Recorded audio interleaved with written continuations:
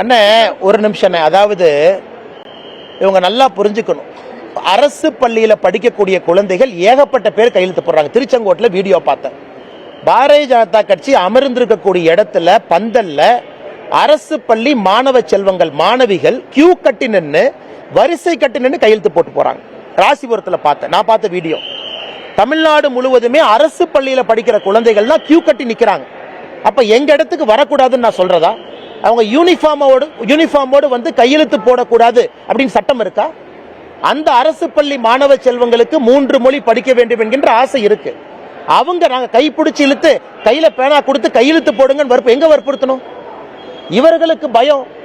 அரசு பள்ளின்னு சுத்திக்கிட்டு இருந்தாங்க. இன்னைக்கு அரசு பள்ளி மாணவ செல்வங்கள் அவர்கள் தெளிவாக பேசுகின்றார்கள், எங்களுக்கு 3 மொழி வேண்டும் என்று. நாங்க கையில பேனாவை கொடுத்து கையை பிடிச்சு இங்க பாருங்க, நான் வீடியோ நிறைய காட்ட முடியுங்கன்னா வேணா சமூக வலைதளத்துல அரசு பள்ளி மாணவ செல்வங்களுடைய முகத்தை மறைத்து அவங்க போடுற கையெழுத்து வேணா நான் உங்களுக்கு அனுப்புறேன் பாருங்க. அவர்களா வந்து கியூ கட்டி நின்று கையெழுத்து போடுறாங்க. இதற்கெல்லாம் பள்ளி கல்வித்துறை அமைச்சர் என்ன பேசுறாங்கன்னா, மக்களுக்கு தெரியும், அரசு பள்ளி மாணவ செல்வத்துக்கு தெரியும், ஓ பள்ளி கல்வித்துறை அமைச்சருடைய பையன் பிரெஞ்சு படிக்கிறான், அப்ப நான் 2 மொழி படிக்கணுமா? கனிமொழி அக்காவுடைய பையன் சிங்கப்பூர் குடிமகன், இந்திய குடிமகனே இல்ல, ஆனா இவங்க மைக் எடுத்து வாய்கிலிய 2 மொழி பேசுவாங்க. எல்லா பெரும் தலைவர்களும் சிபிஎஸ்இ பள்ளி நடத்து 3வது மொழி இந்திய திணிக்கிறாங்க.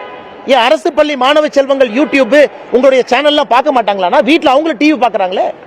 அவங்க கேட்கிற ஒரே கேள்வி, ஏன் இவ்வளவு பேசுறியே, உன் பசங்கள்லாம் 3 மொழி 4 மொழி படிக்கிறாங்க, நான் மட்டும் ஏன் 2 மொழி படிக்கணும்?